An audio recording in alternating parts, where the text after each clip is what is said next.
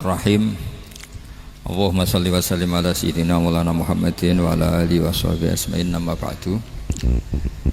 Yang sangat kula hormati ini wonten Habib Soleh bin Ali bin Hasan Al-Attas, Habib Ahmad dan para keluarga.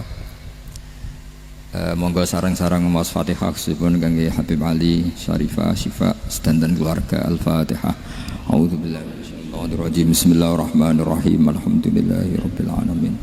Ar-Rahmanir Rahim Maliki Yaumiddin.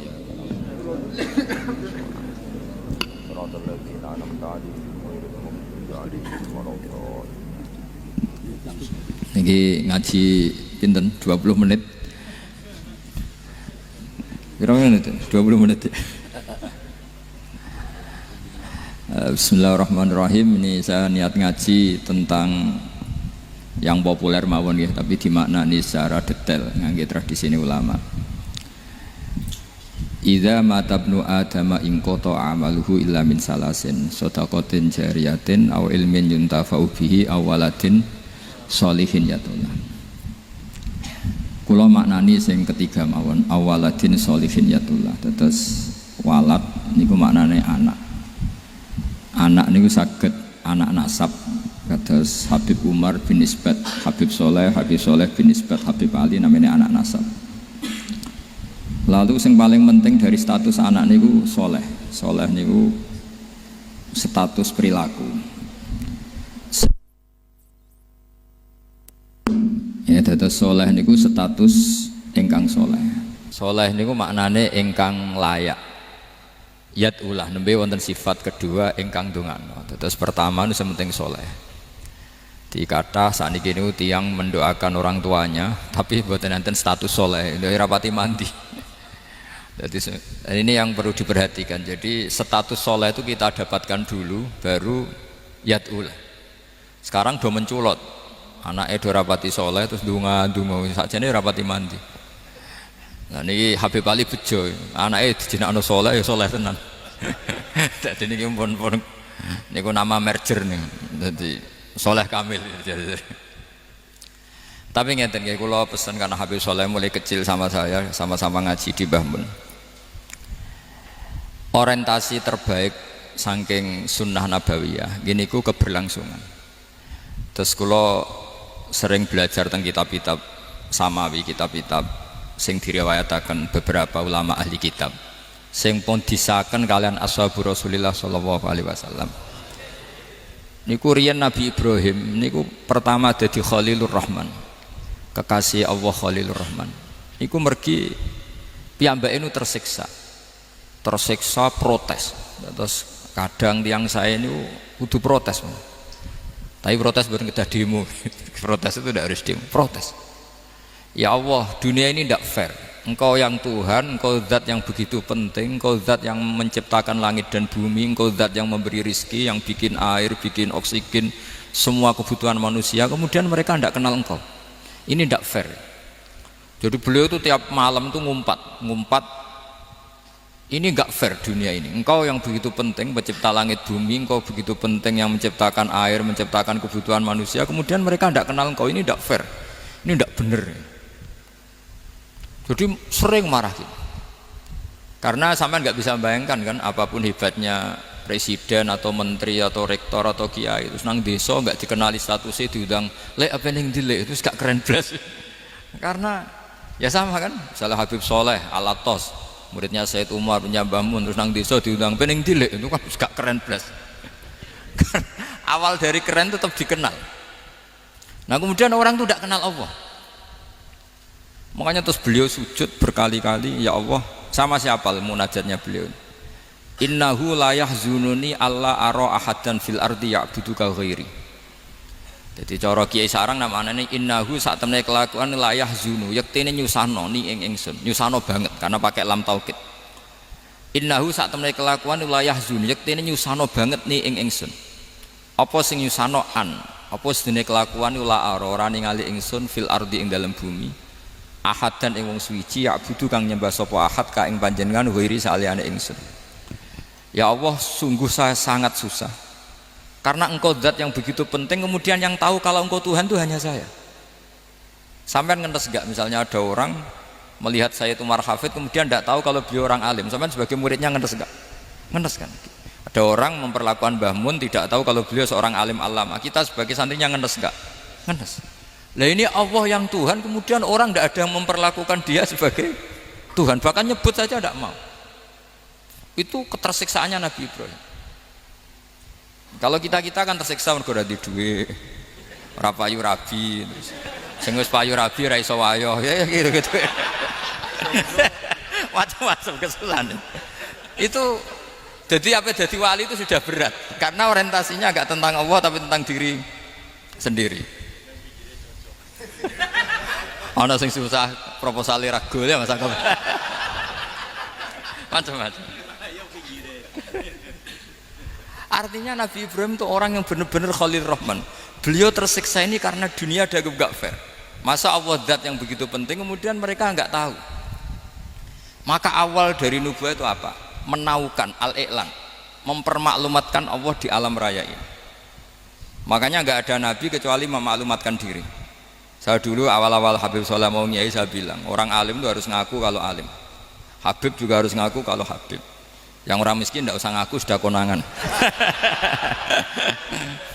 Wong elek ora usah ngaku wis ketora elek. Sudah. Karena agama ini pertama yang menolong itu memaklumatkan. Sehingga pertama Nabi jadi Nabi dari Gua Hira, pertama apa? Cara saiki nggih kira-kira memaklumatkan. Tapi reso dibahasano jumpa pers. Tapi yang jelas pertama yang dilakukan Nabi setelah di Gua Hira apa? Memaklumatkan diri kalau beliau adalah Nabi. Sehingga dikumpulkan semua, terus beliau memaklumatkan diri kalau saya ini Nabi. Karena nggak ada artinya Allah kalau tidak dimaklumatkan. Makanya di Quran itu kalau menyebut Allah atau menyebut kebenaran selalu dimulai dengan kata fa'lam, harus dingertikan. Kita ngerti kemudian mengertikan ke orang lain.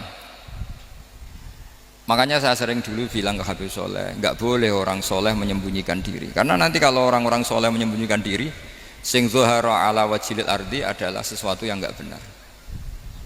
Coba misalnya gini, orang bisa terhibur lewat dangdutan, terhibur lewat maksiat. Sementara orang nggak bisa terhibur lewat thala al-badru alaina, asyraqal qaunub dihaja dan sebagainya. Maka orang-orang soleh adalah orang yang bisa memaklumatkan Allah, memaklumatkan Rasulullah, memaklumatkan Quran, dan supaya itu diterima. Karena awal dari orang terima itu tahu dulu. Nah ini tahu saja ndak. Makanya Nabi Ibrahim susah, ya Allah, engkau zat yang begitu penting kemudian tidak diketahui. Ini apa-apaan, nggak fair. Akhirnya Nabi Ibrahim diangkat sebagai Khalil Rahman untuk menaukan atau untuk memaklumatkan Allah Subhanahu wa ta'ala. Nah sebelum itu beliau dihibur, diterbangkan ke langit, ke alam malakut. Kamu susah ya, kenapa susah? Karena zat sementing engkau kemudian tidak ada yang menyembah. Terus dijak ke alam malakut, ditunjukkan sekian juta malaikat, sekian ribu malaikat, semuanya membaca tasbih takbir. Ibrahim senang. Oh ternyata sing seneng jenengan banyak. Loh, coba kalau kita punya kiai kayak Mbah Mun, semakin yang seneng banyak kan semakin kita senang. Kalau nggak ada yang tahu kan kita tersiksa. Makanya ini penting sekali ya. Jadi pertama agama ini seperti ini tuh barokahnya dingertikan, dimaklumatkan. Saya ini orang yang humul itu menutup diri betul, kecuali bab ngaji. Saya kalau ngaji terbuka. Sampai saya tidak tahu apa ada yang streaming apa direkam, saya tidak tahu. Pokoknya saya satu-satunya saya mau terbuka itu pas ngaji. Dan saya pede karena dulu ngaji saya benar. Saya tanya Mas Akom, sebetulnya kalau sampean mau mulang terbuka bagus. Potensinya dua, konangan alimnya atau konangan. Ya resiko terbuka kan itu kok. Konangan alimnya. Nah daripada potensi yang kedua terus nggak mau ngajar, humul. Syaratnya wali ku humul. Oh, humul itu nggak menampakkan diri. Memangnya mau menampakkan apa kalau nggak bisa apa-apa kan? Jadi saya tidak tahu itu humul apa bagian dari pengamanan diri. Apa mas? Apa? Aim. Jaga iman. Jadi Nabi itu pertama yang dilakukan apa? Memaklumatkan kalau Allah itu Tuhan. Jadi ciri utama orang soleh itu kalau kebenaran tidak mendominasi bumi ini. Jadi ciri utama orang soleh itu seperti itu. Makanya kenapa saya milih manhaj. Tentu Habib Soleh tidak harus niru saya karena antar orang alim tidak boleh saling mengikuti. Tapi juga seterusnya nggak boleh saling ganggu. Saya itu ngaji di mana-mana itu guyon. Karena bapak saya suka guyon, Mbah Mun suka guyon. Alasannya bapak dulu sederhana. Orang sudah nyari hiburan dengan maksiat. Sehingga agama ini harus membawa keceriaan sosial, membawa keceriaan hati. Karena Allah ngendikan kul bi fadlillah wa bi rahmati fa bidzalika falyafrahu. Orang tuh harus senang dengan kebaikan. Orang happy dengan tolal badru alina, happy dengan manakibul akhyar, dengan fadhailul akhyar. Karena orang di sana sudah senangnya itu kalau ada maksiat. Nah sekarang agama dibawa orang-orang yang tidak menyenangkan juga. Ngaji teko wis merengut, ada muridnya salah duduk marah, salah posisi meja marah. Lalu orang-orang kan mikirnya kan, daripada ngaji dimarahin terus mendingan ndak. Makanya Nabi itu paling marah itu kalau satu kebaikan jadi problem. Mu'ad bin Jabal itu pernah ngimami lama sekali, dan yang makmum itu akhirnya mufarokoh. Dulu belum ditemukan fikih, tapi orang ini sudah berani mufarokoh. Jadi ini termasuk mujtahid. Sebelum tahu Fathul Mu'in, tahu Wahab, dia sudah berani mufarokoh. Jadi sudah luar biasa. Karena bangsa ibadah yang agak-agak ngawur itu tanpa diajarin sudah do pinter sendiri. Dia mufarokoh. Ketika dia mufarokoh, komentarnya Mu'ad, dia munafik. Sholat belum selesai kok mufarokoh. Singkat cerita Mu'ad melaporkan itu ke Rasulullah. Si tukang penggembala ini juga melaporkan ini ke Rasulullah. Tapi apa kata Rasulullah? Yang Rasulullah itu yang bela, malah bela yang penggembala tadi. Afattanun anta ya Mu'ad. Kamu itu tukang fitnah. Agama ini kalau kamu model begitu orang lari. Basyiru wala tunafiru, yassiru wala tu'asiru. Padahal ini baca Quran panjang, harusnya akan ibadah. Tapi karena ini menjadi problem sosial, orang menjadi tidak nyaman jamaah, itu sudah disalahkan Nabi. Karena tadi kalau agama ini jadi problem, maka masalah besar. Makanya sifat dasar Rasulullah apa khafiful maunah, biayanya murah. Makanya saya ngaji di mana-mana ya suka seperti ini. Mejanya enggak jelas, pengunjungnya juga enggak jelas. Semakin kacau semakin baik kira-kira. Nah, ini pengunjungnya juga seperti ini kan. Nanti sampean yang beda tuh, jadi tak beri hak gue jelek saya ini namanya aqomaddin. Kalau faman tarokaha fakot. Jadi pilihannya kalau gak aqomaddin ya ada maddin. Jadi kenapa banyak kiai yang ceria? Karena tadi satu-satunya cara kita menandingi hegemoni maksiat adalah pembawa taat itu ceria. Karena orang itu mesti mencari kebahagiaan. Sebab itu para nabi itu mengajarkan agama ini dengan cara yang bahagia. Misalnya mangqala la ilaha illallah dakhalal jannah. Nabi tidak ngendikan gini, mangqala la ilaha illallah terus salatnya benar, puasanya benar, belajarnya benar, jadi kiainya benar. Wah itu kalau itu panjang sekali, banyak yang enggak masuk surga. Sementara kubu yang lain kampanye sudah tenang bersama bapaknya di surga. Lah kita kampanyenya kon salat ra mesti ditampa. Puasa ora mesti ditampa. Wis repot, syaratnya ditampa ikhlas wangel. Kowe ora bakal iso. Berarti maknane kan ora bakal mlebu swarga. Akhire wong kan mikir, wis salat tetep ra swarga, puasa tetep ra swarga, mendingan ra salat. Jadi kita ini kan bersaing sama kampanye sebelah gitu. Makanya saya milih manhaj pokoknya Islam apik. Tapi bukan berarti saya menyepelekan aturan-aturan dalam sholat, karena yang kampanye itu sudah banyak. Biasanya kiai-kiai sing kereng kampanye tentang sing kereng-kereng nih. Itu saya manfaatkan, ya sudah, itu bagian jenengan. Jadi orang itu harus mikir. Agama Kristen itu diterima di Eropa di mana-mana. Di antara sebabnya adalah karena orang dijamin masuk surga. Orang mau kayak apa faseknya tetap kalau mati bersama. Kita enggak, sudah kiai, sudah mulang terus masih didoain. Semoga amal baiknya diterima, amal buruknya masih ngeper apa? Dan itu santri saya nanti kalau ziarah saya tuh, ya Allah ampuni Gus Bah ampuni. Itu kan ngenyek orang itu maksudnya. Maksudnya bukan, makanya saya pernah ketemu orang yang berfaham Wahabi. Dia nuduh kalau orang doa ke mayit itu minta sama mayit. Saya bilang, saya saja yang jadi mayitnya enggak siap. Kok bisa? Doanya itu doa ngeper. Masa sama gurunya bilang gini, Allahumma in kana muhsinan fazid fi ihsani wa in kana musian. Masa gurunya ditaklek. Jadi dia tidak yakin betul kalau gurunya muhsin. Masih ditaklek, jika guru saya baik maka gini ya Allah, jika guru saya buruk maka gini. Loh saya tuh gak pernah doain Mbah Mun gitu, tak anggap gak sopan. Jadi kalau saya berdoa, ya Allah jenengan izzihi apa ya, jenengan balas lah, izzihi anna anil muslimina khairan katsira wa antal ghafurur rahim wa anta gitu. Saya gak tega muni wa ingkana musian. Jadi kayak ada sopan ya. Loh kalau aku yang mati sapi lagi. Tak balik malah. Ingkana musian. Malah ada terusannya bahwa kadalik. Jadi makanya mereka kan sering pakai dalil. Andai kan tradisi itu benar, maka yang paling pertama melakukan itu sahabat. Selalu mereka berargumentasi kalau itu tradisi yang benar, maka pertama yang melakukan itu sahabat. Ya gak mungkin sahabat masa bilang ke Nabi ingkana. Bisa kafir berat kan? Masa kesolehannya? Loh andai kan Abdul Qadir wafat di mana ini ngomong ini? Beduk. Saya tidak akan berdoa seperti itu. Oh bisa marah Abdul Qadir Jailani. Masa kesalahan beliau di ingkana musinan sama ingkana musinan. Jadi orang tuh harus mikir. Jadi saya dengan bukan berarti Gus Bak bid'ah menciptakan doa baru. Ini bukan urusan menciptakan. Orang yang punya sopan spontan seperti itu. Ini bukan urusan modifikasi doa Anda.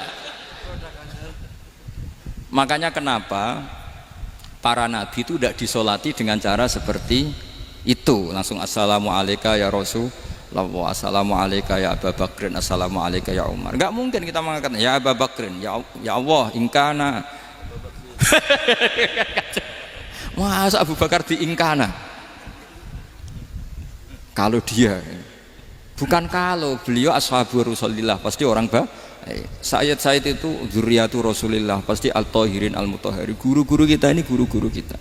Jadi tolong doa itu. Nah, kalau terpaksa doa wa in kana musian, anggap saja hafalnya hanya itu, tapi jangan dijiwai apa?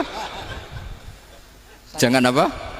Dijiwai. Kalau ditanya, "Lho Gus ini orang soleh kok doanya wa in kana musian?" Itu kan guru jenengan, apalku ikut tok. Tapi ora usah dimaknani apa?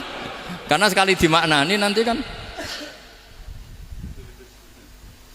Jadi ini urusan etika, urusan rasa.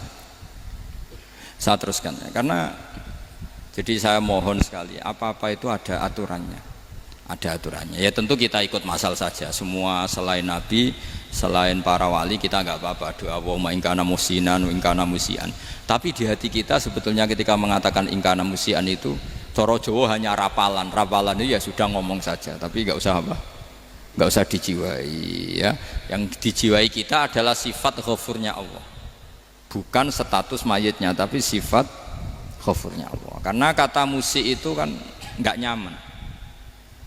Makanya Nabi itu hebatnya Nabi ya tentu karena bentukan Allah Subhanahu wa taala. Adabani Rabbi fa ahsana ta'dibi. Itu kalau nyifati tentang keburukan orang mukmin itu diikutkan sifat ghafurnya Allah. Jadi misalnya gini kalimatnya, liyukaffirallahu anhum aswa alladzi amilu.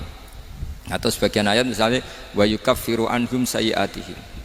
Jadi sebetulnya kalau terpaksa mengatakan orang itu buruk, itu sebenarnya dari Allah dulu kita mengatakan Allah itu zat saking baiknya itu mengampuni salahnya seseorang. Jadi nyifati Allah dulu, Allah saking baiknya itu mengampuni salahnya orang-orang baik. Karena orang-orang baik juga manusia, Ustadz juga. Tapi lebih ke nyifati ke Allahnya. Kalau kita kan enggak, lebih tertarik nyifati mayitnya. Sehingga kita di hati itu mayit kira tak jalono sepuro tuntas kayak gitu. jadi kalau di Quran tidak seperti itu. Jadi kita lebih mensifati Allah itu Ghafur, Afuwun Karim. Makanya seperti doa-doa kita kalau Ramadan begini, Allahumma innaka afuwun karim tuhibbul afwa, baru bakas fa'fu anna. Jadi ada aturannya. Meskipun ilmu ini agak jelimet, tapi bagi ahlinya ini ma'ruf. Kalau sampean nggak paham berarti nggak ahlinya. Jadi ilmu ini agak jelimet, tapi ma'ruf. Nah, sehingga Rasulullah kalau kita meyakini syafaatu Rasulullah SAW, itu cara berpikir harus kita balik. Misalnya begini, wong Islam nakale ngono, penggaweane maksiat kok disyafaati Kanjeng Nabi kurang penggawean. Caranya berpikir jangan gitu. Kalau gitu kowe mari mangkel wong nakale ngono kok untuk syafaate Kanjeng. Tapi cara berpikir gini, syafaatu Rasulillah itu wasi'ah, luas sekali. Syafaatu Rasulillah ghairu munhasirah, tidak terbatas. Syafaatu Rasulillah itu lebih sakti ketimbang dosanya umatnya. Semua ulama dulu kalau nyifati Allah juga gitu. Allahumma misalnya, maghfiratuka awsa'u min dzunubina. Ya, yang misalnya yang pakai mutakalim ya Allahumma maghfiratuka awsa'u min dzunubi wa rahmatuka arja inti min amali. Jadi jangan kitanya dulu. Kalau kitanya dulu kan nyifati kita dosa banyak. Itu sama ndak usah ngaku, sudah tahu semua. Tapi nyifati pertamanya apa? Allahumma maghfiratuka awsa'u min dzunubi wa rahmatuka arja inti min amali. Sehingga dari nyifati maghfiratullah yang wasi'ah, yang tidak terbatas, kemudian kita sah mengatakan bahwa ahlul maksiat pun mungkin atau berhak dapat ampunan. Sama, syafaatu Rasulillah itu ghairu munhasirah, syafaatu Rasulillah itu wasi'ah. Sehingga sahlah riwayat syafaati li ahlil kabair min ummah. Itu bukan menyangkut melegalkan kabirah, bukan menyangkut mengesahkan orang Islam dosa besar, karena nanti dapat syafaatnya Rasul. Cara berpikir jangan gitu. Nanti kamu mentasjek, memberanikan orang melakukan maksiat berdasar iktimat syafaati Rasulillah. Itu jangan gitu cara berpikir, dibalik apa? Syafaatu Rasulullah awsa'u wa awsa'u. Sangat luas. Sehingga saking luasnya sampai yang tukang maksiat saja kebagian. Sama, rahmatnya Allah Ta'ala itu wasi'ah, rizkinya Allah ya wasi', sampai wong nganggur ya iso mangan. Nah begitu juga rahmatnya Allah Ta'ala itu wasi'ah, sampai wong sing sumpek utange akeh ya iso guyu.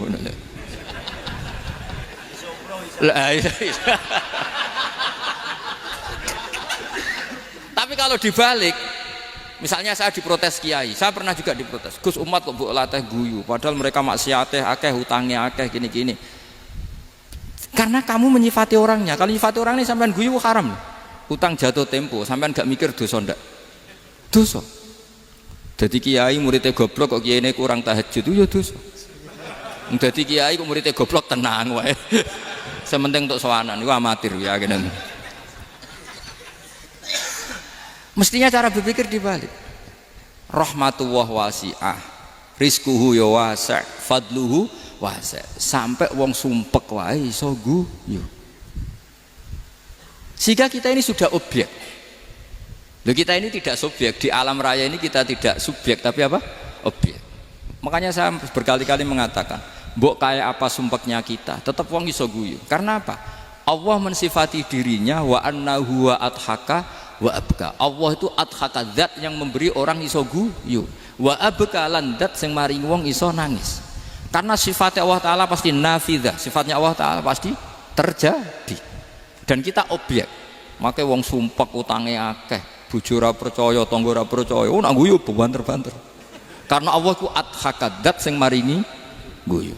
Wa abka, sudah presiden, sudah gubernur, sudah menteri, nak Allah kepengin nangis no yo nangis. Coba ngeluhnya apa kalau misalnya jenengan seorang mantan presiden atau mantan gubernur, kadang anaknya calonan RT mbok menang bondak. Ngeluhnya apa orang alim, misalnya alim alama, anaknya mau jadi jurumiyah iso, susah. Kaya raya anaknya jadi pasien, susah. Allah punya cara untuk abegah, untuk bikin orang nangis. Nah karena kita ini objek, pasti sesupek apapun orang yang bisa tertawa ya bisa nangis. Makanya banyak ulama yang nggak terlalu serius mikir agama ini, bukan karena dablek, enggak, karena Allah mensifati dirinya Al-Hadi, yang memberi petunjuk. Kita gak ditunggoni Kanjeng Nabi, gak ditunggoni Wali Songo, gak ditunggoni para alawin yang dulu, gak ditunggoni Habib-Habib yang kayak Said Abdul Al-Haddad. Tapi karena Allah itu Al-Hadi, yang memberi petunjuk, dan sifatnya Allah Ta'ala la budda wa ayat entakuna nafidah. Sifatnya Allah pasti nafidah. Amerika kayak apa liberalnya, sekarang trennya juga banyak yang masuk Islam. Kampung-kampung pedalaman gak ada kiainya, cukup mudin. Kadang yang membawa agama itu orang yang ke situ mau nyari kayu.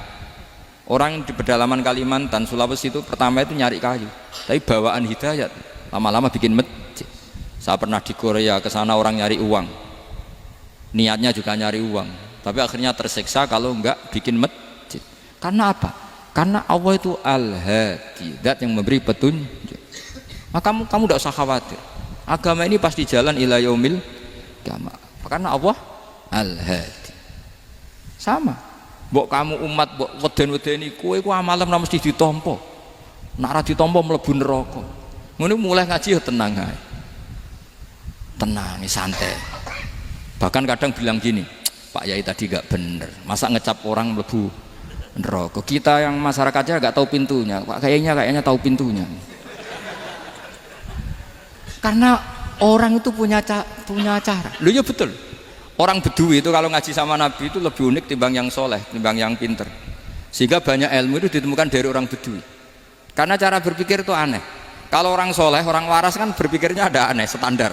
Jadi orang Bedui itu aneh. Pernah suatu saat Rasulullah itu khutbah cerita kiamat. Wah dahsyatnya kiamat kayak apa? Semua orang diam nangis semua. Orang Bedui enggak, lebih cerdas. Ini Nabi itu aneh. Cerita kiamat kok udah ada tanggalnya ini gimana? Orang nangis semua karena dahsyatnya kiamat kayak gitu. Bumi dihancurkan, wus. Pantas sudah nangis dewi-dewi. Ya ono sing nangis pabrik banyune macam-macam ya. Ini kalau kiamat gimana ini perjalanan air kemasan saya kan orang mikir mikir dewi-dewi gitu.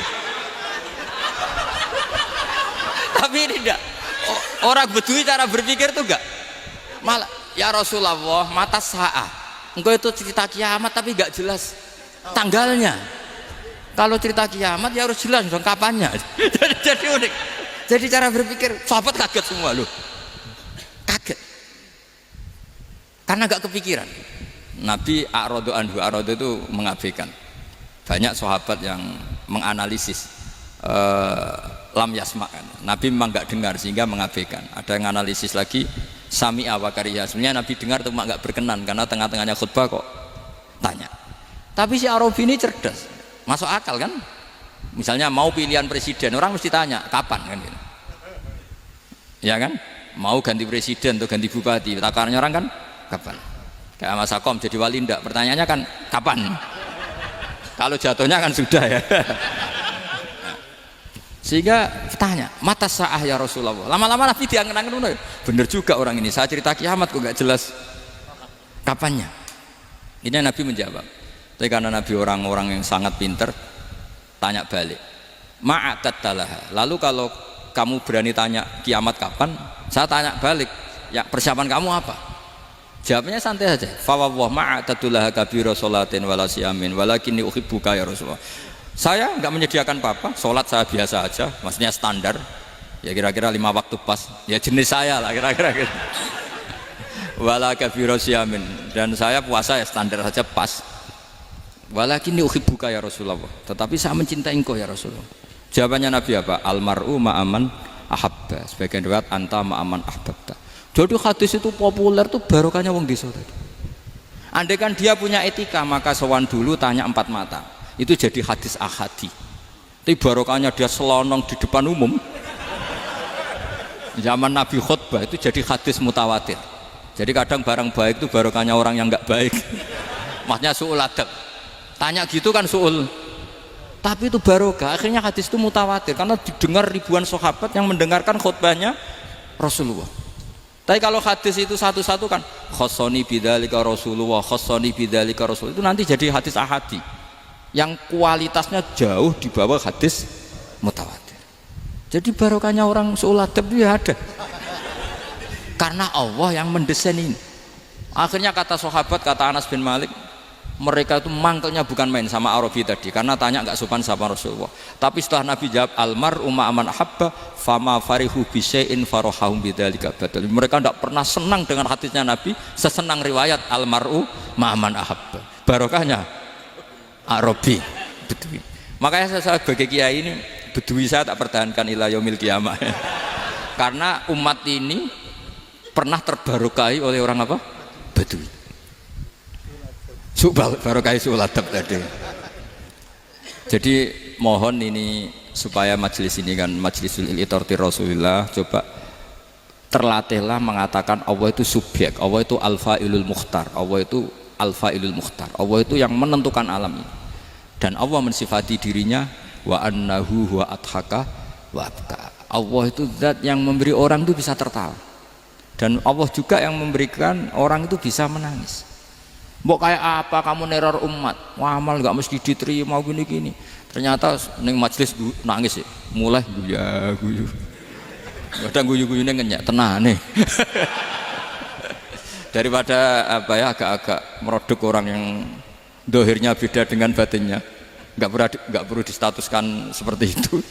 Ya sudah biasa saja. Jadi, nah, fi muqaddimihim, imam besar dalam manhaj ini namanya Abul Hasan apa? Asyadzili. Abul Hasan Asyadzili itu kalau ada orang tanya gini, Beb saya ini susah, sholat saya tidak mesti diterima Allah gini-gini, marah. Nggak usah. Kafa bika jazaan an radiyaka laka ahlan. Sudah kamu ditakdir pernah sujud itu sudah keren. Saya itu andaikan dapat kabar dari malaikat bahwa sholat kamu tidak diterima, saya tidak susah. Bukan karena sombong. Pernah ditakdir sholat sujud ning Allah itu keren. Kayak apa malunya kita ketemu Allah kemudian kita di bumi tidak pernah sujud. Makanya itu Abul Hasan Asyadzili kowe ora usah mikir sholatem ditampa ora usah mbok mikir. Kowe ditakdir tahu sujud itu hebat. Kafa bika jazaan an radiyaka laka ahlan. Cukup kamu mendapat balasan dari Allah, kamu pernah ditakdir sujud. Gak perlu ngaji alim alama, gowo sawi ngalor ngidul jalalain keren. Paling gak malaikat pernah melihat kamu, wah gowo tak kitab kuwedi. Gak penting pahammu gak penting. Karena isra bakat paham Mas.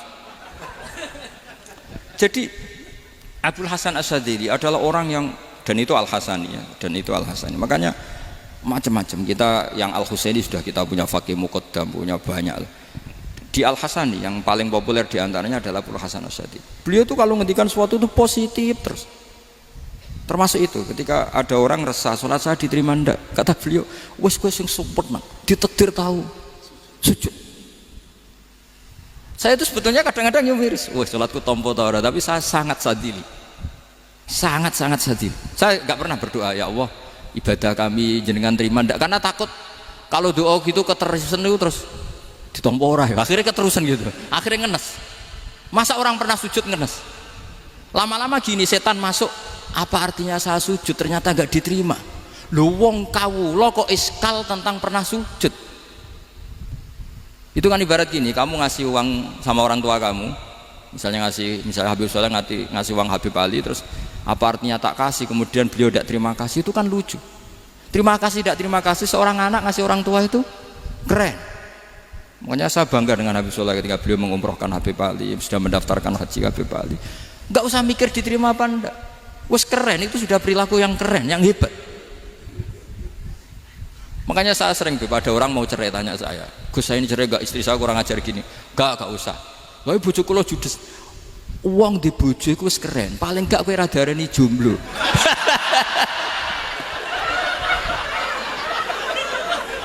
Oh, diarani duda ora enak. Wis luwe sabar ndi diarani duda mek diarani bojo judes. Enak bojo judes cek gagah. Di bojo lah. Oh, provokator itu. Jadi kafabika jazaan an radiyaka laka ahlan, sudah ditakdir pernah sujud itu sudah keren. Dulu ulama ala hadan nampak. Ulama dulu cara berpikir seperti itu. Makanya ulama dulu kalau nafsiri wasjud waqtarib sudah pernah sujud. Di Quran enggak pernah ada ayat wasjud lan sujudo sira ingkana kada wa kada ingkunta mutayakinan bikobuli sujudi, kan ada sujud ya sujud saja, tidak usah mikir makbul apa tidak makbul. Sudah kalau sujud pasti waqtarib. Terus saya sebenarnya ya sebagai orang ya kadang wedi, sholatku ditompo ta ora. Tapi kalau keterusan nanti ada was-was yang mengatakan opo artine sholat. Lu tuh kan ngeri seorang hamba sing uripe ning bumine Allah kemudian menyoal pernah sholat hanya karena takut gak diterima. Itu kan geblek banget. Nah, saya jenis kiai yang di partai itu. Saya tidak tahu kalau keneng dikom. Sedih umat masa kamu gak ada keren blas. Jadi, nah nanti kalau misalnya ada manhajnya Habib Soleh yang tidak seperti itu tidak apa-apa. Mungkin supaya orang nggak takabur, nggak fakhr. Sehingga makanya mulai dulu lama itu ya partainya kalau nggak rojak ya khauf. Nah saya ini yang jelas terang-terangan ikut partai rojak saja, apa? partai rojak. Karena banyak yang sudah di partai khauf. Tapi saya rojak yang bil ilmi tadi. Makanya Sayyidina Umar radhiyallahu anhu itu yang namanya sama sujud. Saya itu punya kitab. Habib Soleh pernah tak tunjukin tulisan tangan saya. Muji-muji sujud. Sayyidina Umar ketika ditusuk seorang gila itu Majusi, Abu Lu'lu' terkenalnya itu. Itu Hulamul Mughirah terkenalnya. Ditusuk, dia sahabat, beliau sahabat, wali. Jadi nusuk Umar tuh kayak apa? Nusuk Mas Akom aja dosa besar, apalagi nusuk Umar. Itu ketika ditusuk, dia itu ya punya dendam. Namanya manusia itu punya dendam. Maksudnya namanya orang kan mangkel sama yang nusuk. Kalau orang mangkel itu inginnya kan yang nusuk itu masuk neraka. Tapi apa kata Umar? Ngendikan gini, tanya pertama, yang nusuk saya siapa? Orang Majusi. Orang Majusi, Hulamul Mughirah. Alhamdulillah alladzi lam yaj'al maniyati biyadi rajulin lam yasjud laka sajdatan yuhaju biha indaka yaumal qiyamah. Saya itu senang Gusti, yang nusuk saya orang yang nggak pernah sujud sama jenengan. Jika kalau saya dendam supaya dia masuk neraka, saya nggak takut orang itu nuntut sama saya. Tapi kalau dia pernah sujud, pernah sholat, kemudian dia masuk neraka karena nusuk saya, kemudian dia berargumentasi, saya pernah sujud ya Allah, kenapa engkau masukkan neraka? Saya tidak berani jawab ya Allah, saking hormatnya sama yang namanya sujud. Jadi kamane dendamnya kesampaian cara Jawa ya. Dendam dengan tanda kutip ya, tidak makna semestinya. Jadi mangkel mbek sing nusuk nak mlebu neraka pantes wong ora tau sujud wae Gusti gitu. Tapi kalau pernah sujud kemudian dia masuk neraka karena saya, bisa yuhajuni biha yaumal qiyamah. Jadi kayak apa sujud? Saya apa? Nabi itu kalau muji sujud sampai ngingatkan wa hatta takuna sajdatul wahidatu khairan minad dunya wa ma fiha. Nanti kalau kamu di akhirat ketemu Allah, kenangan terbaik kita apa? Di dunia pernah sujud. Keren aja. Cara ning pondok wis tau bayar seharian lho. Cara sowan kiai tau ngamplopi Mas. Wis go jajan. Nah tapi kadang setan itu masuk tadi. Apa artinya sujud gak mesti ditompo, apa artinya sowan Habib ngaturi ra mesti ditompo, ngaturi kiai. Akhirnya ada ketakutan. Nah kalau ketakutan ini berlebihan lama-lama, ma faidatus sujud. Wah itu sudah buruk sekali wong hamba kok tanya ma faidatus sujud. Lah ini di pentingnya mazhab-mazhab Syadzili. Jadi saya ngaji agak-agak uraan itu amdan. Kalau ini watak sudah bukan. Jadi uraan itu ada dua, ada yang amdan bismil ilm, ilmunya banyak terus milih manhaj. Insya Allah saya partai itu. Ada yang uraan bakat Mas. Ada ya? Ada apa banyak? Nah sebetulnya khauf juga gitu Bim. Ada khauf itu karena ilm. Ada Habib alim alama atau kiai alim alama, dia tahu masyarakat kalau ngikuti Gus Bak nanti jadi fakhr, kurang tawaduk, terus dia milih partai khauf. Lah yang buruk itu ada kiai yang milih khauf pancen dari awalnya sati cilik ya. Jenisnya wis sati. Jadi sebenarnya dia tidak cukup ilmunya nerangkan khauf, cuma jenisnya wis sati cilik. Wong ning omah lawang dikunci ono gludak-gludak, ono hantu putih. Jadi ya sama, yang bawa rojak bisa bawaan dablek, yang bawa khauf bisa saja bawaan ati cilik. Nah kita ingin yang bawa rojak ya bismil ilm, yang bawa khauf juga bismil ilm. Ya ono teh Mas, wong sing ati gede, pegawene dua blek, tapi enggak bawaan rojak, memang bawaan dablek. Ada yang ati cilik tapi bawaan khauf. Jadi mengatakan khauf tapi sebetulnya bawaan ati cilik. Nah kita inginnya ndak, kalau rojak ya bismillah kayak Abdul Hasan Asyadzili, kalau yang kampanye khauf kayak Sayyid Abdul Haddad bawaan apa? Ilm. Sehingga kita ini kul inni ala bayyinatin mir rabbi, semua itu berdasar ilmu sing jelas welo-welo. Makanya semua nabi memaklumatkan apa? Kul inni ala bayyinatin mir rabbi. Jadi semua ilmu syaratnya apa? Bayyinah. Bayyinah itu kebenaran ilmiah sing jelas welo-welo.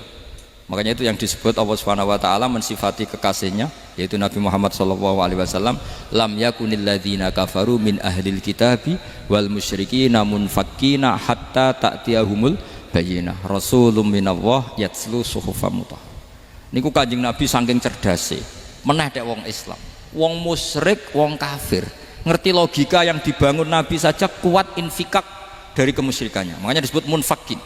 Orang-orang musyrik, orang-orang kafir tidak munfakin, tidak tercerabut dari akar akidahnya hatta ta'tiyahumul bayyinah. Itu siapa? Rasulun minallah yatslu suhufam mutahhar. Masyhur itu debatnya Nabi dengan orang-orang musyrik. Mereka bilang, ya Muhammad, Kita ini urusannya banyak, kasusnya banyak. Lalu Anda mengajarkan ke Tuhan satu. Masa urusan banyak cukup Tuhan satu? Itu enggak fair Muhammad. Aja'alal alihata ilaha wahida inna hadza la syai'un ujab. Urusan kita banyak, masyakil kita banyak, muskilah kita banyak. Kalau Tuhannya satu enggak cukup Muhammad. Nabi dengan santainya memberi penjelasan. Ya sudah gini saja. Kalau kamu jadi budak atau pembantu, majikan kamu banyak. Semuanya merintahkan kamu, semuanya bikin aturan untuk kamu. Kamu suka enggak? Ya enggak suka Muhammad. Kalau majikan kita banyak repot. Ya sudah, Tuhan kamu itu majikan kamu. Kalau banyak perintahnya beda-beda kamu pusing. Ya udah Mat, Tuhannya satu aja Mat. Karena Nabi bayin, orang itu bisa dibalik-balik pikirannya. Ya, makanya disebut daraballahu mathalan rajulan fihi syuraka'u mutasyakisuna wa rajulan salamal lirajul hal yastawiyani masalah alhamdulillah. Jadi Nabi itu kalau adu argumentasi itu luar biasa. Jadi segampang itu Nabi memberi apa? Argumentasi. Karena beliau adalah al-hujjatul balighah. Itu mengampuni salahnya orang-orang baik. Karena orang-orang baik juga manusia, Ustadz juga. Tapi lebih ke nyifati ke Allahnya. Kalau kita kan enggak, lebih tertarik nyifati mayitnya. Sehingga kita di hati itu mayit kira tak jalono sepuro tuntas kayak gitu. Jadi kalau di Quran tidak seperti itu. Jadi kita lebih mensifati Allah itu Ghafur, Afuwun Karim. Makanya seperti doa-doa kita kalau Ramadan begini, Allahumma innaka afuwun karim tuhibbul afwa, baru bakas fa'fu anna. Jadi ada aturannya. Meskipun ilmu ini agak jelimet, tapi bagi ahlinya ini ma'ruf. Kalau sama nggak paham berarti nggak ahlinya. Jadi ilmu ini agak jelimet, tapi ma'ruf. Nah, sehingga Rasulullah kalau kita meyakini syafaatu Rasulullah SAW, itu cara berpikir harus kita balik. Misalnya begini, wong Islam nakale ngono, penggaweane maksiat kok disyafaati Kanjeng Nabi kurang penggawean. Caranya berpikir jangan gitu. Kalau gitu kowe mari mangkel, wong nakale ngono kok untuk syafaati Kanjeng. Tapi cara berpikir gini, syafaatu Rasulillah itu wasi'ah, luas sekali. Syafaatu Rasulillah ghairu munhasirah, tidak terbatas. Syafaatu Rasulillah itu lebih sakti ketimbang dosanya umatnya. Semua ulama dulu kalau nyifati Allah juga gitu. Allahumma misalnya maghfiratuka awsa'u min dzunubina. Ya, yang misalnya yang pakai mutakalim ya Allahumma maghfiratuka awsa'u min dzunubi wa rahmatuka arja inti min amali. Jadi jangan kitanya dulu. Kalau kitanya dulu kan nyifati kita dosa banyak. Itu sama ndak usah ngaku, sudah tahu semua. Tapi nyifati pertamanya apa? Allahumma maghfiratuka awsa'u min dzunubi wa rahmatuka arja inti min amali. Sehingga dari nyifati maghfiratullah yang wasi'ah, yang tidak terbatas, kemudian kita sah mengatakan bahwa ahlul maksiat pun mungkin atau berhak dapat ampunan. Sama, syafaatu Rasulillah itu ghairu munhasirah, syafaatu Rasulillah itu wasi'ah. Sehingga sahlah riwayat syafaati li ahlil kabair min ummah. Itu bukan menyangkut melegalkan kabirah, bukan menyangkut mengesahkan orang Islam dosa besar, karena nanti dapat syafaatnya Rasul. Cara berpikir jangan gitu. Nanti kamu mentasjek, memberanikan orang melakukan maksiat berdasar iktimat syafaati Rasulillah. Itu jangan gitu cara berpikir, dibalik apa? Syafaatu Rasulullah awsa'u wa awsa'u. Sangat luas. Sehingga saking luasnya sampai yang tukang maksiat saja kebagian. Sama, rahmatnya Allah Ta'ala itu wasi'ah. Rizkinya Allah ya wasi, sampai wong nganggur ya iso mangan ngono. Lah begitu juga rahmati Allah Taala itu wasi'ah, sampai wong sing sumpek utange akeh ya iso guyu ngono. Lah tapi kalau dibalik, misalnya saya diprotes kiai, saya pernah juga diprotes, Gus umat kok mbok latih guyu, padahal mereka maksiate akeh, utange akeh, gini-gini. Karena kamu menyifati orangnya. Kalau menyifati orang ini sampean guyu haram. Utang jatuh tempo, sampean gak mikir dosa ndak? Dosa. Jadi kiai muridnya goblok kok kiai ini kurang tahajud itu ya dosa. Jadi kiai kok muridnya goblok tenang wae. Sementing untuk sowanan itu amatir ya gini. Mestinya cara berpikir dibalik. Rahmatullah wasi'ah, rizquhu ya wasi', fadluhu wasi'. Sampai wong sumpek wae iso guyu. Sehingga kita ini sudah objek. Loh, kita ini tidak subjek, di alam raya ini kita tidak subjek tapi apa? Objek. Makanya saya berkali-kali mengatakan, mbok kayak apa sumpeknya kita, tetap wong iso guyu. Karena apa? Allah mensifati dirinya wa annahu wa adhaka wa abka. Allah itu adhaka, zat yang memberi orang iso guyu. Wa abka lan zat sing maringi wong iso nangis. Karena sifatnya Allah Ta'ala pasti nafidah, sifatnya Allah Ta'ala pasti terjadi. Dan kita objek. Makanya wong sumpek utange akeh, bojo ora percaya, tangga ora percaya, nak guyu banter-banter. Karena Allah ku adhaka, zat sing maringi guyu. Wa abka, sudah presiden, sudah gubernur, sudah menteri, nak Allah kepengin nangis no yo nangis. Coba ngeluhnya apa kalau misalnya jenengan seorang mantan presiden atau mantan gubernur, kadang anaknya calonan RT mbok menang bondak. Ngeluhnya apa orang alim, misalnya alim alama, anaknya mau jadi jurumiyah ra iso, susah. Kaya raya anaknya jadi pasien, susah. Allah punya cara untuk abega, untuk bikin orang nangis. Nah karena kita ini objek, pasti sesupek apapun orang yang bisa tertawa ya bisa nangis. Makanya banyak ulama yang nggak terlalu serius mikir agama ini, bukan karena dablek, enggak, karena Allah mensifati dirinya Al-Hadi, yang memberi petunjuk. Kita gak ditunggoni Kanjeng Nabi, gak ditunggoni Wali Songo, gak ditunggoni para Alawin yang dulu, gak ditunggoni Habib-Habib yang kayak Said Abdul Al-Haddad. Tapi karena Allah itu Al-Hadi, yang memberi petunjuk, dan sifatnya Allah Ta'ala la budda wa ayat entakuna nafidah. Sifatnya Allah pasti nafidah. Amerika kayak apa liberalnya, sekarang trennya juga banyak yang masuk Islam. Kampung-kampung pedalaman gak ada kiainya, cukup mudin. Kadang membawa agama itu orang yang ke situ mau nyari kayu. Orang di pedalaman Kalimantan, Sulawesi itu pertama itu nyari kayu, tapi bawaan hidayat, lama-lama bikin masjid. Saya pernah di Korea, ke sana orang nyari uang, niatnya juga nyari uang, tapi akhirnya tersiksa kalau enggak bikin masjid. Karena apa? Karena Allah itu Al-Hadi, zat yang memberi petunjuk. Maka kamu tidak usah khawatir, agama ini pasti jalan ila yaumil qiyamah, karena Allah Al-Hadi. Sama. Mbok kamu umat mbok weden-wedeni kowe ku amalan ora mesti ditampa. Nek ora ditampa mlebu neraka. Ngono mulai ngaji ya tenang ae. Tenang, santai. Bahkan kadang bilang gini, Pak Yai tadi gak bener. Masa ngecap orang mlebu neraka? Kita yang masyarakatnya gak tahu pintunya. Pak kayaknya tahu pintunya. Karena orang itu punya cara. Lho ya betul. Orang Bedui itu kalau ngaji sama Nabi itu lebih unik timbang yang soleh, timbang yang pinter. Sehingga banyak ilmu itu ditemukan dari orang Bedui. Karena cara berpikir itu aneh. Kalau orang soleh, orang waras kan berpikirnya ada aneh, standar. Jadi orang Bedui itu aneh. Pernah suatu saat Rasulullah itu khutbah cerita kiamat. Wah, dahsyatnya kiamat kayak apa? Semua orang diam nangis semua. Orang Bedui enggak, lebih cerdas. Ini Nabi itu aneh, cerita kiamat kok udah ada tanggalnya, ini gimana? Orang nangis semua karena dahsyatnya kiamat kayak gitu. Bumi dihancurkan, wus. Pantas sudah nangis dewi-dewi. Ya ono sing nangis pabrik banyune macam-macam ya. Ini kalau kiamat gimana ini perjalanan air kemasan saya kan orang mikir. Mikir dewi-dewi gitu. Tapi ini enggak. Orang Bedui cara berpikir tuh enggak. Malah ya Rasulullah, mata sa'ah. Engkau itu cerita kiamat tapi enggak jelas tanggalnya. Kalau cerita kiamat ya harus jelas dong kapannya. Jadi unik. Jadi cara berpikir sahabat kaget semua loh. Kaget. Karena gak kepikiran. Nabi a'radu anhu, a'radu itu mengabaikan. Banyak sahabat yang menganalisis lam yasma'kan. Nabi memang gak dengar sehingga mengabaikan. Ada yang analisis lagi sami'a wa kariha. Sebenarnya Nabi dengar itu gak berkenan karena tengah-tengahnya khutbah kok tanya. Tapi si Arabi ini cerdas. Masuk akal kan? Misalnya mau pilihan presiden, orang mesti tanya kapan kan gitu. Ya kan? Mau ganti presiden atau ganti bupati, takarannya orang kan kapan? Kayak Mas Akom jadi wali ndak? Pertanyaannya kan kapan? Kalau jatuhnya kan sudah ya. Sehingga tanya, mata sa'ah ya Rasulullah. Lama-lama Nabi diangen-angen, bener juga orang ini. Saya cerita kiamat kok gak jelas kapannya.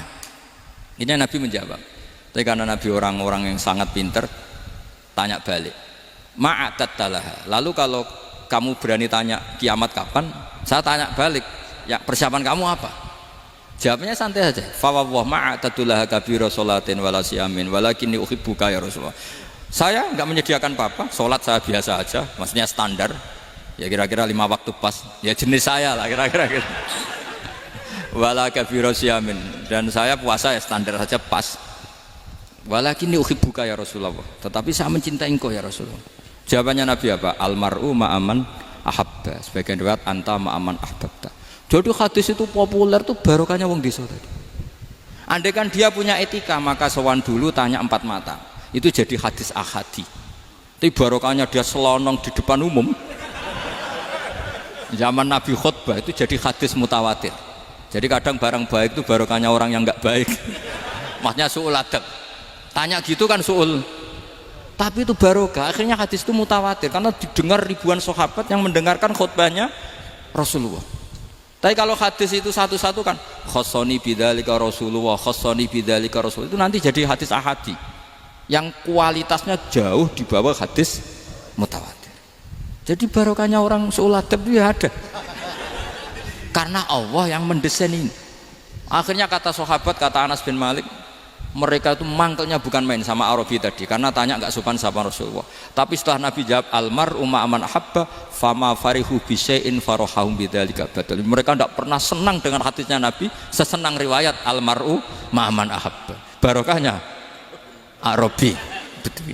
Makanya saya sebagai kiai ini Bedui saya tak pertahankan ila yaumil qiyamah. Karena umat ini pernah terbarokahi oleh orang apa? Bedui. Barokah su'ul adab tadi.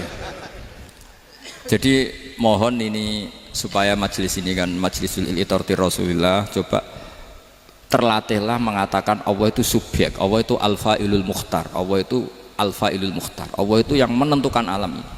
Dan Allah mensifati dirinya wa annahu huwa adhaka wa abka. Allah itu zat yang memberi orang itu bisa tertawa. Dan Allah juga yang memberikan orang itu bisa menangis. Mbok kayak apa kamu neror umat, wah amal nggak mesti diterima gini-gini. Ternyata neng majelis nangis ya, mulai guyu. Kadang guyu-guyune ngenyak tenane. Daripada apa ya agak-agak merodok orang yang dohirnya beda dengan batinnya, nggak perlu distatuskan seperti itu. Ya sudah biasa saja. Jadi, nah, fi muqaddimihim, imam besar dalam manhaj ini namanya Abul Hasan apa? Asyadzili. Abul Hasan Asyadzili itu kalau ada orang tanya gini, Beb saya ini susah, sholat saya tidak mesti diterima Allah gini-gini, marah. Enggak usah. Kafa bika jazaan an radiyaka laka ahlan. Sudah kamu ditakdir pernah sujud itu sudah keren.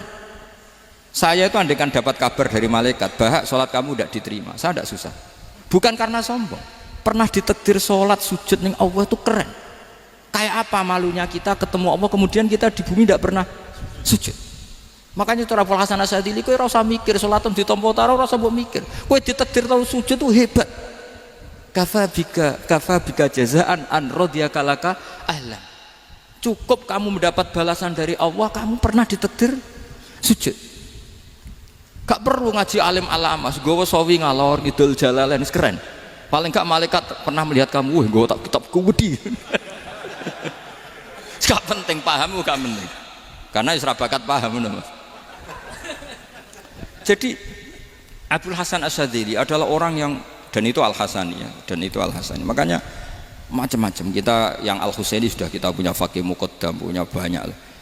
Di Al-Hasani yang paling populer diantaranya adalah Abul Hasan Asyadzili. Beliau itu kalau ngendikan sesuatu itu positif terus. Termasuk itu ketika ada orang resah sholat saya diterima ndak, kata beliau wes sing sempurna ditakdir tahu sujud.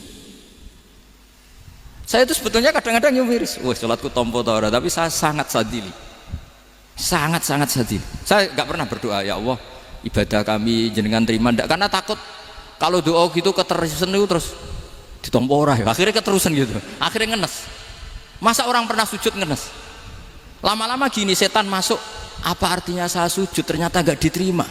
Lu wong kawula kok iskal tentang pernah sujud.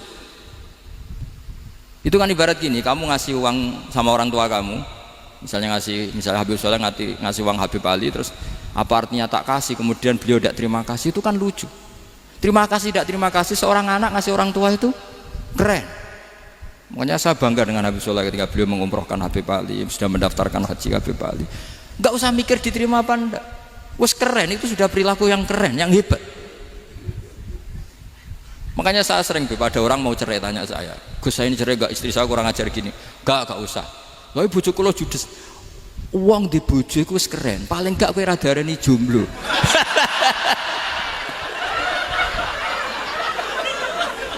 Oh, diarani duda ora enak. Wes luwe sabar ndi diarani duda mek diarani bojo judes. Enak bojo judes cek gagah. Di bojo lah. Oh, iki.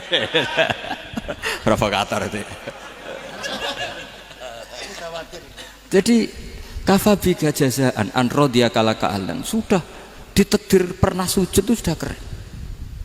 Dulu ulama ala hadan nampak. Ulama dulu cara berpikir seperti itu. Makanya ulama dulu kalau nafsiri wasjud waqtarib sudah pernah sujud.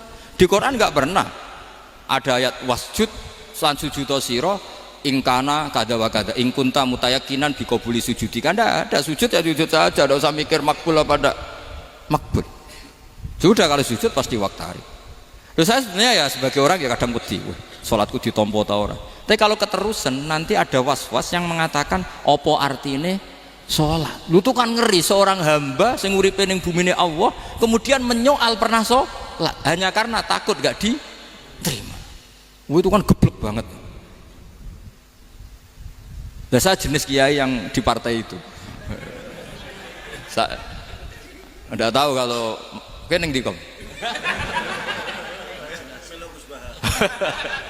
Sedih umat masa kamu gak ada keren iblis.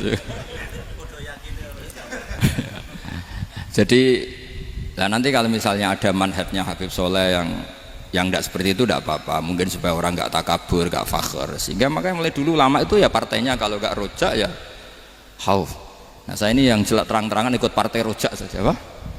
Partai rojak karena banyak yang sudah di partai khauf, tapi saya rojak yang bil ilmi tadi. Makanya Sayyidina Umar radhiyallahu anhu itu yang namanya sama sujud. Saya itu punya kitab Habib Soleh pernah tak tunjukin tulisan tangan saya, muji-muji sujud. Sayyidina Umar ketika ditusuk seorang gila itu Majusi ya, Abu Lu'lu' terkenalnya itu Hulamul Mughirah terkenalnya itu. Ditusuk, dia sahabat, beliau sahabat wali. Jadi nusuk Umar tuh kayak apa? Nusuk Mas Hakom aja dosa besar, apalagi nusuk Umar. Itu ketika ditusuk, dia itu ya punya dendam, namanya manusia itu punya dendam. Maksudnya namanya orang kan mangkel sama yang nusuk. Kalau orang mangkel itu inginnya kan yang nusuk itu masuk neraka. Tapi apa kata Umar? Ngendikan gini, tanya pertama, yang nusuk saya siapa? Orang Majusi. Orang Majusi, Hulamul Mughirah. Alhamdulillah alladzi lam yaj'al maniyati biyadi rajulin lam yasjud laka sajdatan yuhaju biha indaka yaumal qiyamah. Saya itu senang Gusti, yang nusuk saya orang yang nggak pernah sujud sama jenengan. Jika kalau saya dendam supaya dia masuk neraka, saya nggak takut orang itu nuntut sama saya. Tapi kalau dia pernah sujud, pernah sholat, kemudian dia masuk neraka karena nusuk saya, kemudian dia berargumentasi, saya pernah sujud ya Allah, kenapa engkau masukkan neraka? Saya tidak berani jawab ya Allah. Saking hormatnya sama yang namanya sujud. Jadi kamane dendamnya kesampaian cara Jawa ya. Dendam dengan tanda kutip ya, tidak makna semestinya. Jadi mangkel mbek sing nusuk nak mlebu neraka pantas wong ora tau sujud wae Gusti gitu. Tapi kalau pernah sujud kemudian dia masuk neraka karena saya, bisa yuhajuni biha yaumal qiyamah. Jadi kayak apa sujud? Saya apa? Nabi itu kalau muji sujud sampai ngingatkan wa hatta takuna sajdatul wahidatu khairan minad dunya wa ma fiha. Nanti kalau kamu di akhirat ketemu Allah, kenangan terbaik kita apa? Di dunia pernah sujud. Keren aja. Cara ning pondok wis tau bayar seharian lho. Cara sowan kiai tau ngamplopi Mas. Wis go jajan. Nah tapi kadang setan itu masuk tadi. Apa artinya sujud gak mesti ditompo, apa artinya sowan Habib ngaturi ra mesti ditompo, ngaturi kiai. Akhirnya ada ketakutan. Nah kalau ketakutan ini berlebihan lama-lama, ma faidatus sujud. Wah itu sudah buruk sekali wong hamba kok tanya ma faidatus sujud. Lah ini di pentingnya mazhab-mazhab Syadzili. Jadi saya ngaji agak-agak uraan wa amdan. Kalau ini watak sudah bukan. Jadi uraan itu ada dua, ada yang amdan bismil ilm, ilmunya banyak terus milih manhaj. Insya Allah saya partai itu. Ada yang uraan bakat mas. Ada ya? Ada apa banyak? Nah sebetulnya khauf juga gitu Bim. Ada khauf itu karena ilm. Ada Habib alim alama atau kiai alim alama, dia tahu masyarakat kalau ngikuti Gus Bak nanti jadi fakhr, kurang tawaduk, terus dia milih partai khauf. Lah yang buruk itu ada kiai yang milih khauf pancen dari awalnya sati cilik ya. Jenisnya wis sati. Jadi sebenarnya dia tidak cukup ilmunya nerangkan khauf, cuma jenisnya wis sati cilik. Wong ning omah lawang dikunci ono gludak-gludak, ono hantu putih.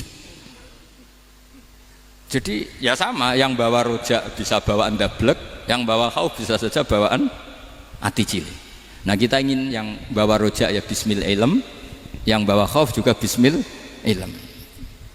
Ya ono teh Mas, wong sing ati gede, pegawene dua blek, tapi enggak bawaan rojak, memang bawaan dablek. Ada yang ati cilik tapi bawaan khauf. Jadi mengatakan khauf tapi sebetulnya bawaan ati cilik. Nah kita inginnya ndak, kalau rojak ya bismillah kayak Abdul Hasan Asyadili, kalau yang kampanye khauf kayak Sayyid Abdul Haddad bawaan apa? Ilm. Sehingga kita ini kul inni ala bayyinatin mir rabbi, semua itu berdasar ilmu sing jelas welo-welo. Makanya semua nabi memaklumatkan apa? Kul inni ala bayyinatin mir rabbi. Jadi semua ilmu syaratnya apa? Bayyinah. Bayyinah itu kebenaran ilmiah sing jelas welo-welo. Makanya itu yang disebut Allah Subhanahu wa taala mensifati kekasihnya yaitu Nabi Muhammad sallallahu alaihi wasallam, lam yakunil ladzina kafaru min ahlil kitabi wal musyrikina munfakkina hatta ta'tiyahumul bayyinah rasulun minallah yatslu suhufam mutahhar. Niku Kanjeng Nabi saking cerdase meneh tek wong Islam, wong musyrik, wong kafir ngerti logika yang dibangun Nabi saja kuat infikak dari kemusyrikannya. Makanya disebut munfakin. Orang-orang musyrik, orang-orang kafir tidak munfakin, tidak tercerabut dari akar akidahnya hatta ta'tiyahumul bayyinah. Itu siapa? Rasulun minallah yatslu suhufam mutahhar. Masyhur itu debatnya Nabi dengan orang-orang musyrik. Mereka bilang, ya Muhammad, kita ini urusannya banyak, kasusnya banyak, lalu anda mengajarkan ke Tuhan satu, masa urusan banyak cukup Tuhan satu? Itu enggak fair Muhammad. Aja'alal alihata ilaha wahida inna hadza la syai'un ujab. Urusan kita banyak, masyakil kita banyak, muskilah kita banyak, kalau Tuhannya satu tidak cukup Muhammad. Nabi dengan santainya memberi penjelasan, ya sudah gini saja, kalau kamu jadi budak atau pembantu, majikan kamu banyak, semuanya merintahkan kamu, semuanya bikin aturan untuk kamu suka enggak? Ya enggak suka Muhammad, kalau majikan kita banyak repot. Ya sudah, Tuhan kamu itu majikan kamu, kalau banyak perintahnya beda-beda kamu pusing. Ya udah Mat, Tuhannya satu aja Mat. Karena Nabi bayyinah, orang itu bisa dibalik-balik pikirannya. Dan makanya disebut daraballahu mathalan rajulan fihi syuraka'u mutasyakisuna wa rajulan salamal lirajul hal yastawiyani masalah alhamdulillah. Jadi Nabi itu kalau adu argumentasi itu luar biasa. Jadi segampang itu Nabi memberi apa? Argumentasi. Karena beliau adalah al-hujjatul balighah. Jadi Nabi itu enggak pernah kalah. Pernah Nabi debat sama orang Yahudi, Muhammad, saya ini turunan Ibrahim, kita ini Israel ya, kita tahu Israel adalah turunan Nabi. Israel nama lain dari Yakub, Yakub bin Ishak bin Ibrahim. Padahal Yakub ini punya anak namanya Yahuda, makanya Yahuda bin Yakub bin Ishak bin. Kita ini yang mirip Ibrahim, bukan kamu. Tapi orang Yahudi itu nggak apal nasabnya, sehingga mereka bilang kita ini saking baiknya, Ibrahim saja pengikut kita. Terus digojlok oleh Nabi. Ibrahim itu buyute Yahuda, makanya digojlok, ha antum ha ulai hajatum fi malakum bi ilm falimatu hajuna fi ma laysa lakum bi ilm. Kita adu debat itu sudah ilmiah, kenapa kamu menjadi tidak ilmiah? Kenapa Muhammad? Terus Allah menurunkan wa ma unzilatit taurat wal injilu illa min ba'di afala ta'qilun. Artinya gini, kalau Ibrahim dikatakan Ibrahim Yahudiyah, itu sama dengan saya berkali-kali podo karo sampean misalnya ngendikan Mbah Zubair itu pengagumnya Gus Roji misalnya. Padahal Gus Roji bin Ubab bin Maimun bin Zubair, misalnya Gus Roji bin Kiai Haji Ubab bin Kiai Haji Maimun bin Kiai Haji Zubair. Nah Ibrahim itu kan Yahuda bin Yakub bin Ishak bin Ibrahim. Terus mereka bilang Ibrahim itu pengikut Yahudi. Itu kan kebalik-balik. Kayak Habib Hasan itu pengagum Habib Soleh. Kan Habib Hasan rohnya Ini gimana ini sih mbahnya kok dianggap. Nah, sehingga orang Yahudi ketika Nabi berdebat beda dengan Nabi Muhammad SAW. Ketika ditanya, kenapa kamu yakin agama tauhid? Millata abi, karena ini agama nenek moyang saya. Millata abikum apa? Ibrahim. Jadi jelas. Akhirnya orang Yahudi ngerti. Ya kan sama dengan mengatakan tadi Pak Karno itu pengagum Puan Maharani. Kan aneh nggak kalimat itu? Mbah Hasyim Asy'ari itu pengagum Gus Dur. Gak lucu. Itu debat. Jadi Nabi itu orang yang bayinah. Bayinah itu kalau menerangkan kebenaran itu bahkan orang kafir pun bisa infikak, bisa munfakin, tercerabut dari akar kekafiran. Nabi itu mudah sekali merubah logika. Makanya di Quran sering ada kata aro'aitum, karena memang tadi. Nah saya mohon apapun pilihan anda rojak kayak Abul Hasan Asyadzili tadi, ketika orang resah sujudnya diterima apa enggak, sholatnya diterima apa enggak, beliau bisa berargumentasi betapa pentingnya sujud. Wes aja kowe iku kawula, tahu sujud iku keren. Saman bayangkan betapa malunya kita kalau kita ketemu Allah kemudian di dunia enggak pernah. Lho paribasane kula mlebu swarga lah iku isin. Mlebu swarga tapi ning donya ora tahu isin. Sama seperti kowe di guru saurip-uripmu ora tahu salam templek isin. Kira-kira seperti meskipun salam templek ora penting ya ora penting toh, misalnya soalnya salam templek 50.000 duwe wis akeh ngono kan. Nama sakom penting kudu rokok. Itu bukan nilainya kok, betapa malunya kita. Saya dulu mau sarang, andai kan tidak pernah khidmah sama iya malu tenan sebagai apa? Santri. Makanya Sayyidina Umar ketika beliau dibunuh orang, itu pertanyaan pertama, dia pernah sujud enggak? Enggak pernah. Andai kan dia pernah sujud, maka saya tidak berani masukkan dia masuk neraka. Takutnya dia protes sama Allah, ya Allah saya pernah sujud kenapa harus di neraka? Atau Umar ditanya Allah gini, Umar, kue ridho wong sing tahu nyembah aku kemudian dia di neraka? Kayak apa? Jadi makanya Umar ketika wafat ketika alhamdulillah alladzi lam yaj'al maniyati biyadi rajulin lam yasjud laka sajda. Ya jadi saya mohon sekali jadi majelis ini sebuah majelis mubarak, caranya tauhidnya dibenarin ya, tauhidnya dibenarin. Jadi Allah itu adhaka wa abka, Allah itu al-hadi, Allah itu ar-razzaq. Sehingga menteri ekonomi mbok salah rumusillah wong tetep mangan. Mergo Allah itu ar-razzaq. Mbok negara dikelola keliru lah wong tetep mangan, wong Allah itu ar-razzaq. Kiai rada akeh sing di masalah. Tapi ya tetep agama ini jalan. Lho andai kan syaratnya agama ini kiai ini bener, wah ya repot. Kowe iso bayangno masakom bener terus. Tapi agama ini berkali-kali coba di TV itu banyak nyun sewu, ada ustadz, ada kasus apa, ada kiai, kadang ada masalah hukum. Agama ini jatuh enggak masalah. Padahal di TV sudah dinasionalkan kan, ada kiai terlibat kasus hukum atau ustadz tertangkap karena melakukan apa itu. Tapi enggak ngefek, karena agama ini bihifdillah wa biriayatillah. Sama. Negara mana-mana kadang manajemen ekonominya enggak jelas, tapi masyarakat ya makan karena Allah Razzaq. Sama, aku kancanan masakom mengeluh tapi Allah adhaka, akhirnya iso guyu. Padahal orang untungnya blas kancanan dede. Tapi karena Allah itu adhaka. Nah kita dengan istri yang kita cintai, dengan keluarga kadang yang nangis. Karena Allah itu zat yang bisa memberi abka. Wa annahu wa adhaka wa abka. Terus wa annahu wa amata wa ahya. Kita tidak ingin mati, ya mati saja karena kita objek. Nah hidayah itu seperti itu. Allah al-hadi. Apa? Allah itu kayak apa Korea, negara ateis. Nggak kebayang di sana ada ngaji Aqidatul Awam, Mabadi' Fikih. Sekarang banyak. Saya tuh kalau beli Aqidatul Awam kerdusan tak kirimkan ke Korea. Sebelum saya ke Korea, karena sebagian santri saya di Jogja. Di sana ada ngaji Aqidatul Awam, ngaji Takrib. Bahkan saya di sana dilagokno sakduna fid dunya. Kayak apa Allah kalau ingin bikin hidayah? Karena Allah itu al-hadi. Wong Indonesia digerakno seneng duit. Bareng gue seneng duit mau apa? Korea. Setelah di Korea tersiksa karena gak ada tempat sujud. Akhirnya urunan. Segampang itu kalau Allah menghendaki. Itu enggak dibenem MUI, enggak dibenem. Karena Allah al-hadi. Jadi saya mohon sekali tauhid ini dibenerin dulu. Allah tetap al-fa'ilul mukhtar, apa? Al-fa'ilul mukhtar. Sehingga Allah mensifati dirinya adhaka wa. Mbok kamu bendung kayak apa, orang ngaji saya tetap guyu. Ora iso mbuli saya. Oh Gus Bak piye ngaji dijak guyu. Allah sing memberikan guyu kamu itu. Andai kan sesuai status kamu kowe ora ngarep guyu. Utang akeh, jatuh tempo, bojo ora percaya. Gede-gede ya kayak paham.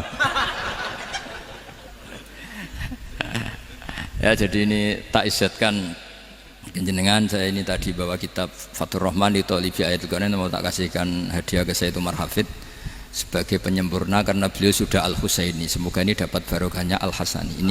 Ini dikarang oleh zurianya Abdus Salam bin Masis.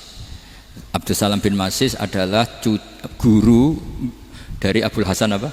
Asyadili. Jadi kita tahu Sahibul Hikam Ibnu Athaillah As-Sakandari muridnya Abul Abbas Al-Mursi. Beliau muridnya Abul Hasan Asyadili. Beliau muridnya Abdus Salam bin Masis. Yaitu alami zada ini min dzurriyyati Abdus Salam bin Masis. Jadi ini Al-Hasani. Jadi ini sudah klub karena mulai dulu ya tradisinya gitu. Banyak sabaib ngaji barojak, bafadol. Nanti yang bafadol barojak yang ngaji Habib lagi. Seperti sanadnya Soleh di Sarang. Ya Soleh ngaji Mbah Mun. Tapi Mbah Mun ngaji Sayyid Alawi, Sadat ya. Ngaji Sayyid Zaini Dahlan. Nanti setelah Sayyid Zaini Dahlan ngaji Ajam lagi Usman Adim Yati. Jadi ya biasa mulai dulu silsilah ya seperti itu. Jadi seperti dulu Ibnu Abbas termasuk Qorobatul Rasulillah. Jadi dulu Qorobatul Rasulillah itu Bani Hasyim sama Bani Muttalib. Tapi kalau sekarang ya tentu para sadat, para habaib. Dulu biasa Ibnu Abbas ngaji ke Zaid bin Sabit. Itu Ibnu Abbas yang mencium tangannya Zaid bin Sabit. Tapi Zaid bin Sabit juga mencium tangannya Ibnu Abbas karena Qorobatul Rasulillah Shallallahu Alaihi Wasallam. Jadi saya mohon semuanya itu insaf bil ilm, ya, insaf bil ilm. Kayak tadi munfakina hatta ta'tiyahumul bayin. Jadi bayina itu orang yang kalau menerangkan itu memberi penjelasan sing jelas welo-welo. Itu siapa? Rasulun minallah yatslu suhufam mutahharam. Al-Fatihah.